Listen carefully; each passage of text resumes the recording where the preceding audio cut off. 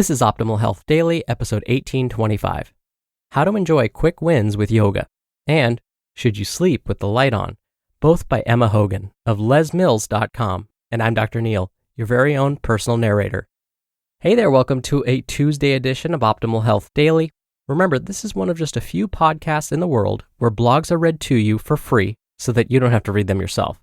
Now, to check out our other shows, just search for Optimal Living Daily wherever you're hearing this. Now, today I have two shorter posts for you, both by Emma Hogan. There are days I read two posts when each of them is a bit on the shorter side.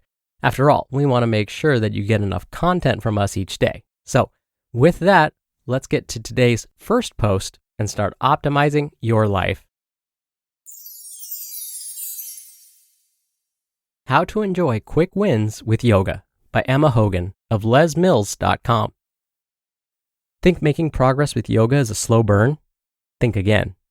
Recent studies show even just small doses of yoga can make a remarkable difference to your health and well-being. For many, the idea of getting into yoga conjures up thoughts of retreats, candles, and hours of practice on the mat. It doesn't have to be this way. You don't need to immerse yourself in yogi life to tap into the transformational benefits of yoga. And when it comes to enjoying the health benefits linked to increased activity, yoga can be the perfect way to ease into action. Yoga improves strength, balance, and flexibility. It benefits heart health, boosts your mood and energy levels, and helps ease anxiety and stress. And you can pick up these perks pretty quickly. When Dr. Ginger Gottschall and a team of researchers began exploring the benefits of a body balance-based pre-bedtime yoga and meditation session, she found results in next to no time. Doing nothing but 20 to 30-minute sessions, the study participants showed improved sleep, a boost in positive feelings, and enhanced recovery from mental as well as physical stress. All it took was 2 weeks for a total of 6 short sessions to deliver remarkable results. Another large observational study from the US has revealed just 1 yoga session a week could be the secret to lowering blood pressure. This is an important finding for many, as over 30% of the adult population has high blood pressure, which increases the risk of heart attack or stroke. The researchers explored health data of 1,355 people aged 18 to 79 who practiced yoga at least once a week. On average, these individuals had a systolic blood pressure that was 2.8 millimeters of mercury lower and a diastolic blood pressure that was 1.5 millimeters of mercury lower than those who didn't. Experts say that if the wider population saw such a significant reduction in average blood pressure, this could eliminate a large number of heart attacks and strokes. In fact, a 2015 study found that if the population of middle-aged adults in the US could reduce average systolic blood pressure by 2 millimeters of mercury, it would prevent more than 12,000 heart attacks and 7,000 strokes annually. Of course, yoga isn't the only way to lower blood pressure. All types of physical activity can be beneficial on that front. It's just that, for many people, physical activity adherence can be a challenge, and a weekly yoga session is much more achievable. Mom of 2 toddlers, Nikki Jones, only recently added yoga to her life, challenging herself to do 100 days of body balance to help shift her mindset and move away from a routine stacked with high-intensity aerobic training. She says the benefits have come thick and fast, and after just 2 weeks, she noticed some amazing changes. Quote, "My balance and standing strength improved greatly.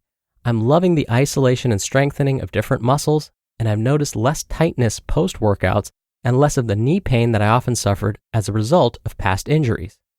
A quick 15 minutes of flexibility before dinner can make a world of difference. It gives you permission to slow down, to be in the moment, and really feel every movement. It allows you to focus on your breath rather than how breathless you are, and it really gives love to the smaller, often forgotten muscles. As long as I dedicate all my effort during this short time, I feel happy and feel refreshed. It's particularly good if I can do this outside. For me, quality over quantity is key." Should You Sleep with the Light On by Emma Hogan of lesmills.com. Recovery is a critical part of any exercise regime. You can spend hours running, jumping, lifting, and sweating, but if you don't also dedicate time for adequate recovery, you won't get the results you deserve. When your body is in a state of recovery, it stimulates the positive physiological response that makes you better, fitter, and stronger. The number one recovery rule is to make sure you have one full day of rest each week, but you can also add these helpful hacks into the mix. 1. Turn off the lights. Even the dimmest light can sabotage your sleep, which means sleeping with night lights or letting street lights sneak in through blinds is a no-no when it comes to optimizing recovery. New findings suggest your brain knows the lights are on, even if your eyes are shut. And even the dimmest amount of light can significantly impair cardiometabolic function.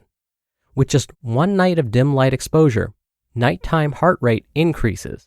The next morning, insulin resistance increases, and there's a decrease in heart rate variability. Heart rate variability is the measure of time variability between heartbeats, and a very slight variability is actually a good thing. This variability indicates that your body is responsive to your physiological demands, which puts you in the optimal recovery state. 2. Bend, stretch, and breathe at night. Another good way to nurture good recovery patterns and balance your parasympathetic and sympathetic nervous systems is with yoga, meditation, and mindfulness.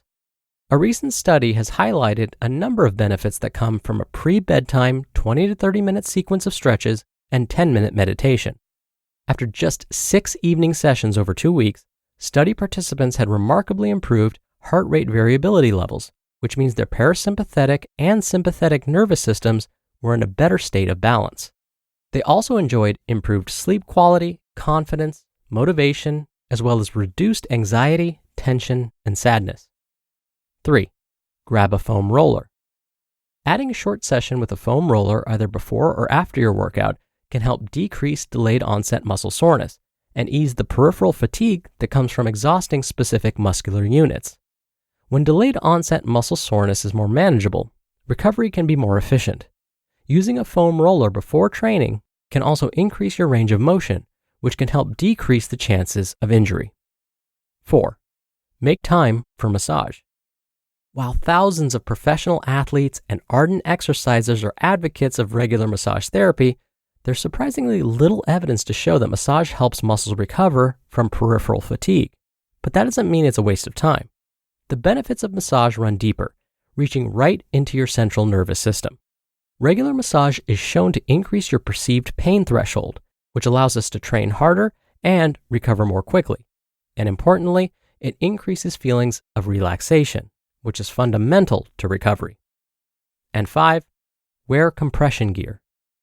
Although there's little evidence that wearing compression garments while working out will improve athletic performance, science does show that wearing compression garments for up to 24 hours after exercise can speed up recovery and decrease feelings of soreness. The benefits of compression clothing are most significant for those who do strength training and train multiple times per week. You just listened to the posts titled, How to Enjoy Quick Wins with Yoga, and Should You Sleep with the Light On, both by Emma Hogan of lesmills.com. Dr. Neil here for my commentary. I want to go back to the idea of yoga as a way to improve fitness. Now, when we think of the word fitness or getting fit, I'm guessing images of cardiovascular activities and weightlifting exercises immediately come to mind. Well, fitness is actually a very general term. In reality, the word fitness is made up of 5 different but related concepts. So, in order to achieve optimal fitness, we want to try and make sure we work on each of these fitness concepts, all 5 of them. And the first one is probably the most obvious one, cardiovascular fitness. That's a fancy way of saying that we want to perform exercises that make our heart and lungs stronger. So we're talking about things like walking, jogging, running, cycling, rowing, swimming, and so on. Think rhythmic activities. Another fitness component is muscular strength. That's the how much weight can you lift at one time component of fitness. The third concept is muscular endurance. A way to test this one would be something like, how many push-ups can you do until you can't do anymore? Or how many sit-ups can you do in a minute? That sort of thing. The fourth concept of fitness is body composition. Body composition is a fancy way of asking what your body is made mostly of. How much of your body weight is muscle versus fat versus water. Now finally, the fifth fitness component is flexibility. That's where performing yoga regularly often helps, or so we thought. Yes, when performed regularly, yoga can improve flexibility. But here's another interesting finding. Researchers have found that yoga can improve your cardiovascular fitness too. Oh, and it can also improve your muscular strength and your muscular endurance. Oh, and you know what? It can also improve your body composition. So yes, as today's author Emma said, yoga can provide quick wins, but it can also support your long-term goals too. All right, that's it for today. Thank you so much for listening. Thank you for being a subscriber of the show. Thank you for sharing the show with someone. I hope you have a great rest of your day, and I'll see you back here tomorrow where your optimal life awaits.